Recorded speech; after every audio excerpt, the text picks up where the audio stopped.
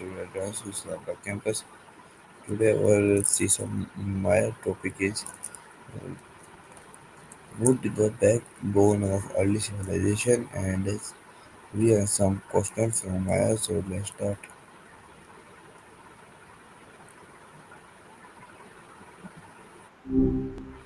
Wow, a whole week already.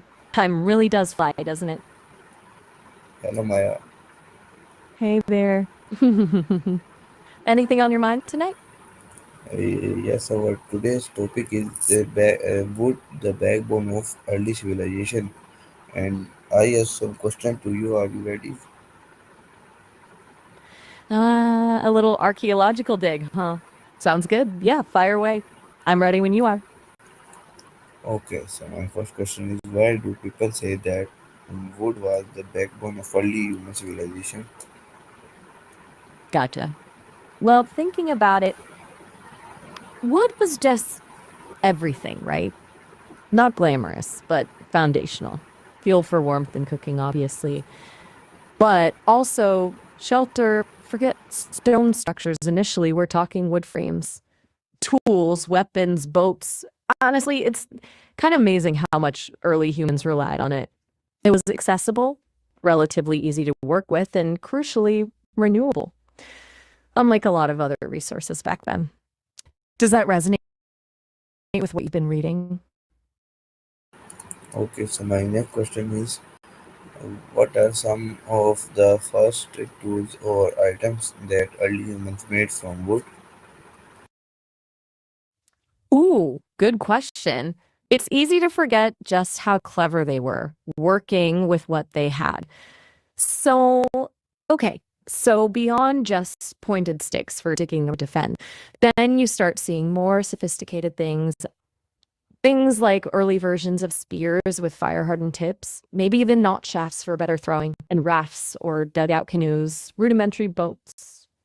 Okay. I'm imagining a lot of trial and error went into those. It wasn't about precision, more about what held together long enough to get the job done. Anything specific you're curious about? Okay, so my next question is how was wood used in building early homes or shelters? Hmm. That's a good way to put it. I take it you mean how long did it take? Okay. So we're not talking decades here, obviously, but it wasn't exactly a quick build either. A really basic lean-to or wickiup made with branch. Ah, okay. Sounds like you need to head out. No worries at all. Go take care of that. We can definitely pick this up later when you're back. Just let me know. Safe Okay, travels. okay, so my next question is why do you think wood was chosen over stone or metal in the beginning? Right, picking up where we left off. Good one. I think it comes down to accessibility and immediate usability. Stone was there, sure, but harder to shape without more developed tools. And metal, and forget about it. That's way down the line. Wood was everywhere, relatively easy to break, bend, or sharpen with other stones. It required less know how up front. It's not that stone or metal were bad choices, they just weren't practical starting points. It was a matter of what resources were readily available and what skills people already possessed. Does that make sense?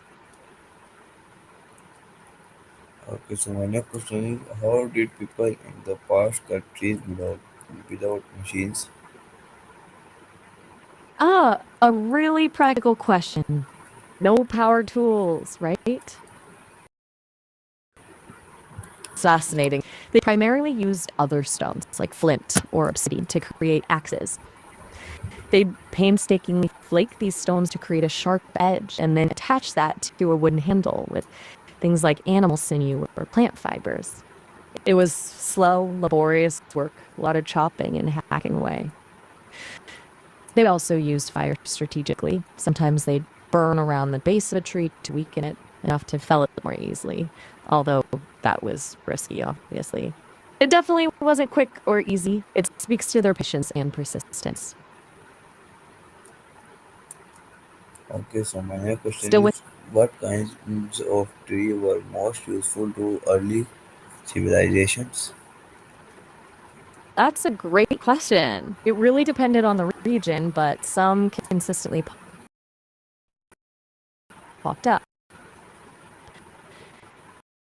Oak was huge in Europe and popular, especially for construction, because it's relatively lightweight and easy to work with. In warmer climates, things like providing everything from shelter to food to materials was useful for weaving baskets and making pliable structures.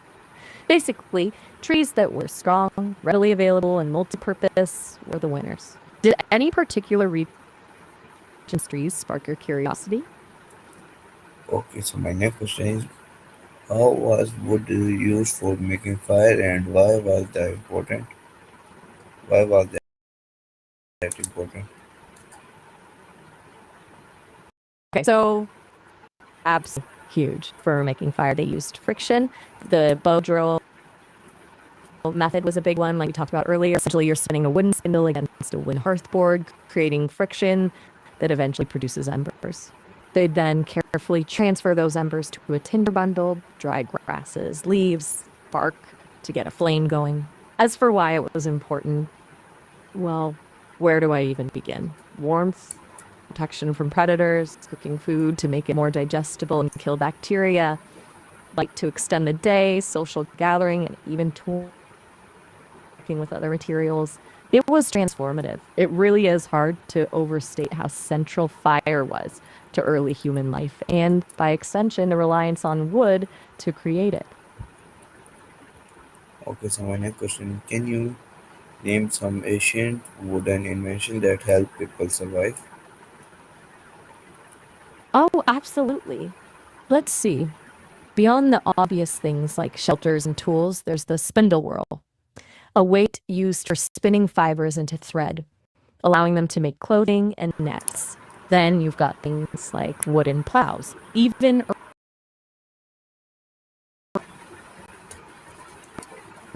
and crucially, boats, dugout canoes, rafts. They enabled travel, fishing, and access to resources. Even simple things like wooden levers and wedges for moving heavy objects were incredibly impactful. Thinking about it, pretty much anything that allowed early humans to be more efficient with their time and energy or to access new resources involved wood in some way. It's easy to overlook because it decomposes, but it was everywhere. Okay, so my next question how did wooden boats and carts help civilization grow and connect? A fascinating connection. Wooden boards and gods. Okay, so wooden boards primarily as writing surfaces, right? Think of wax tablets or early forms of woodblock printing. This allowed for record keeping, the development of laws, the preservation of knowledge. That's foundational to civilization. And then you tie that into the gods. Often religious beliefs were recorded on these boards, or stories about them were passed down through written texts. Those stories provided a shared cultural framework, moral code, a sense of identity.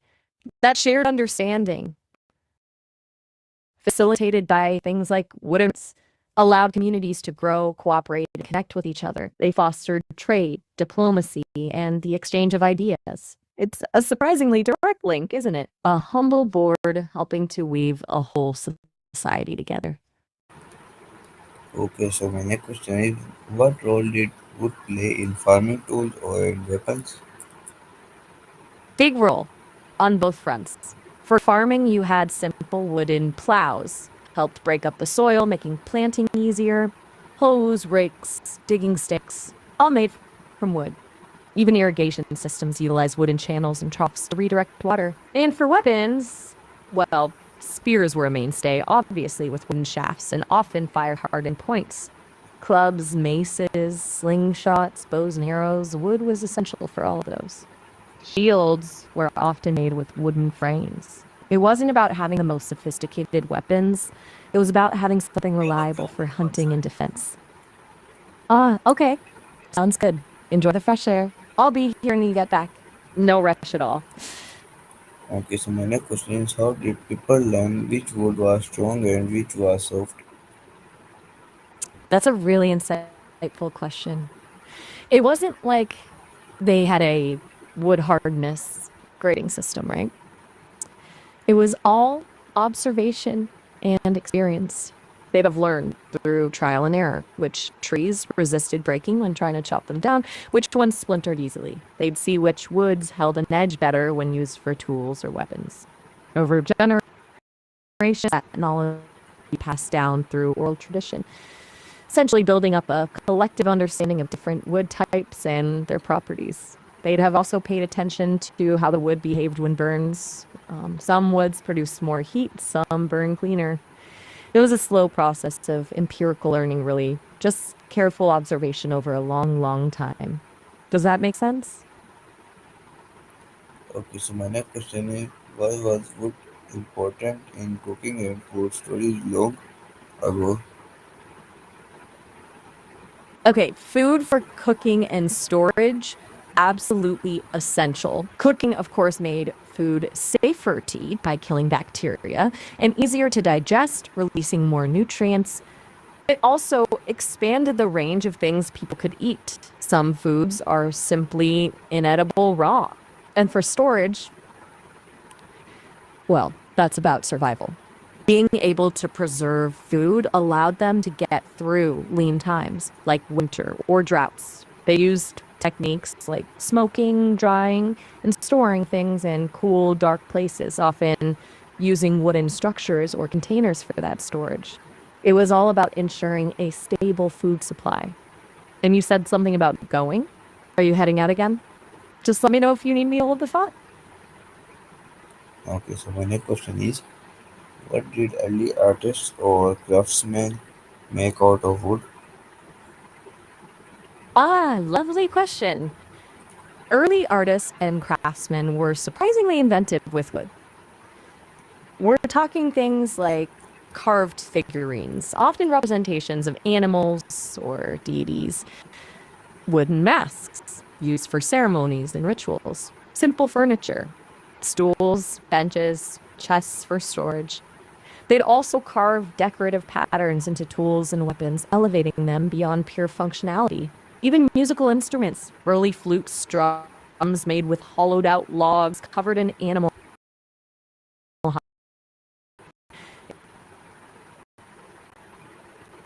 Okay, so my next question is creating masterpieces in the way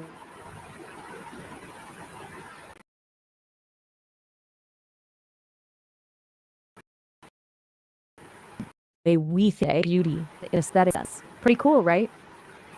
Are you still there? It seems like there was a bit of a pause. Just let me know if you're still with me, or if I should just give you some space. okay, so my next question is how did kings and rulers use wood in their palaces or cities? Okay.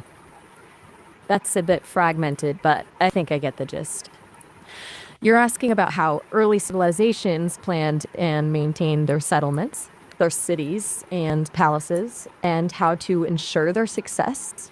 It's a big question. Well, it started with location, location, location. Access to fresh water was critical, as was fertile land for farming. Defense was also key, often built on hills or surrounded by fortifications. They'd carefully plan layouts with spaces for housing, workshops, religious buildings, and administrative centers. Maintaining those settlements involved things like sanitation, managing waste, providing clean water, and building infrastructure like roads and irrigation systems. It was a constant effort to balance the needs of the population with the available resources. And doing good in there, Okay, so my that next meant question is how was wood used in early writing systems like tablets or scrolls? you're circling back to the writing surfaces. Excellent. So, wood played a role in earlier writing systems in a few different ways. As we discussed, wooden boards were used as writing surfaces, often covered in wax for stylus-based writing, but wood also came into play with scrolls. While papyrus or parchment were the writing material, the ends of scrolls were often attached to wooden rollers or rods to help with handling and preservation. It provided structure and support. Even for clay tablets, wooden frames or boxes might have been used for storage and transport. It wasn't the primary writing material in most cases, but wood was crucial for making those systems practical and durable. Does that track? Okay, so my next question is, why do some old wooden objects last of 100 years, last for 100 years of? That's a fantastic question. It's a bit of a mystery, honestly. But like, there's no single answer. A few things contribute. Uh, Firstly, the type of wood matters enormously. Heartwood from slow growing, dense trees like oak or teak is naturally more resistant to decay. Secondly, the environment plays a huge role. Dry climates, especially those with cold winters, inhibit the growth of fungi and insects that break down wood. Also, burial in anaerobic conditions like underwater and in bogs can preserve wood incredibly well because it limits oxygen exposure. And finally, sometimes it's just luck, coupled with meticulous craftsmanship. If the wood was carefully seasoned and protected from the elements from the start, it has a much better chance of surviving for centuries. It's a combination of inherent wood qualities, environmental factors, and human intervention. Okay, so my next question is, how was wood important in ancient musical instruments? Oh, that's a fun one. It really depends on the culture, but some stand out. Lyres and harps were incredibly important in Greece and Egypt, used for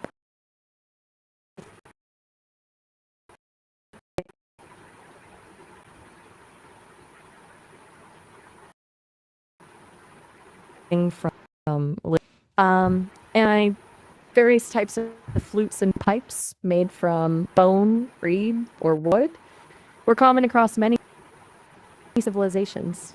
Drums, of course, had instruments like the tambour, a long-necked lute that's considered an ancestor to modern stringed instruments. It's amazing how many of these instruments have echoes in the music we listen to today. It seems like those early musicians really set the foundation for a lot of what followed. Okay, so my next question Still is, there. what would early Okay. civilization miss the most if there had been no wood? Wow, that's a big thought-provoking question. If there had been no wood, it's it's hard to even imagine. Honestly, civilization as we know it probably wouldn't have developed. Um, or would have looked radically different. Without wood for fuel, warmth would have been scarce, limiting where people could live. Without wood for tools and weapons, hunting and defense would have been incredibly difficult. Without wood for shelter, populations would have been far more vulnerable. Agriculture would have been hampered. Travel would have been severely restricted. It's not an exaggeration to say that wood was absolutely fundamental to almost every aspect of early human life. It had been stuck, relying solely on stone, and then progress would have been agonizingly slow. It really highlights how crucial that one resource was. It would have been a very, very different world. Okay, so my next question Are is, you still there? what lessons can Okay, we learn from how wisely people used wood in the past? that's a really important question, especially today. I think the biggest lesson is about sustainability and resourcefulness. They didn't have the luxury of overconsumption. They had to make the most of what they had. They used every part of the tree. They repaired and repurposed things instead of discarding them. And they understood the importance of managing forests to ensure a long term supply. We've lost some of that appreciation for finite resources, and we could definitely learn from their mindful approach. It's a reminder that living in harmony with nature isn't just an ideal, it's a necessity. It's about respecting the source and understanding that our actions have consequences. Does that resonate with you? Okay. Everything all right? So my next Just question checking in. is, how did the use of wood lead to the development of carpentry? Good question. It was a very natural progression, really. Early humans started with very basic woodcraft, shaping tools, building simple shelters. But as they became more skilled, they began to experiment with more complex techniques, joining wood together, carving intricate designs, and creating more durable structures.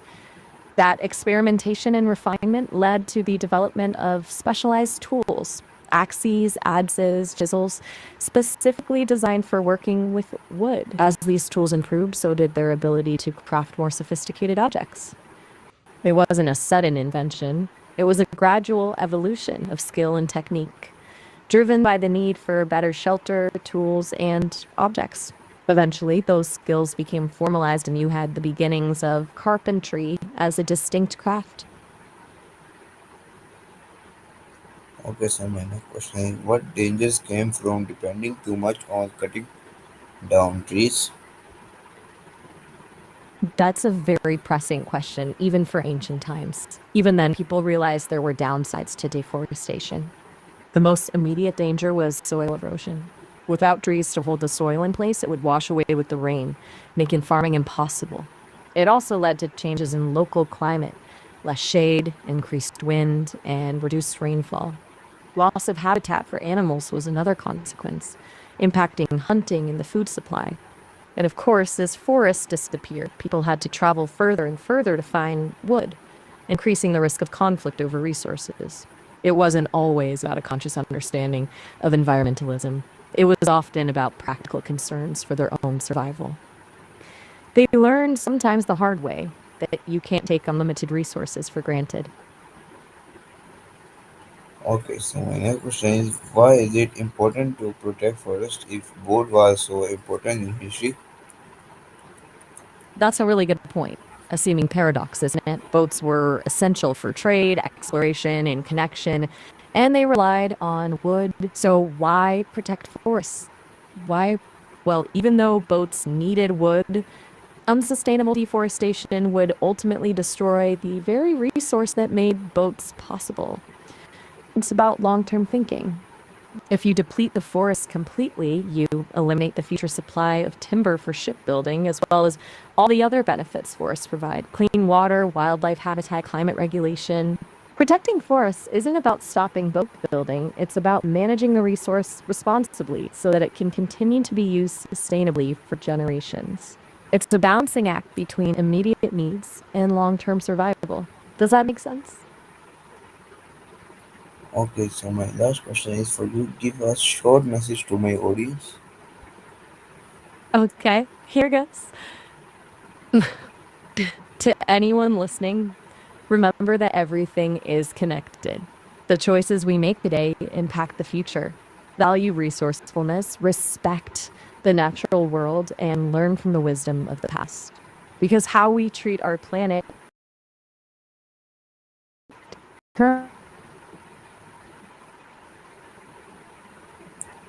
Okay, so you, well, it, that was a it was about today's short Maya. I hope you like it. See you with another Maya session. Till then, Allah Hafiz, Pakistan, Zindabad.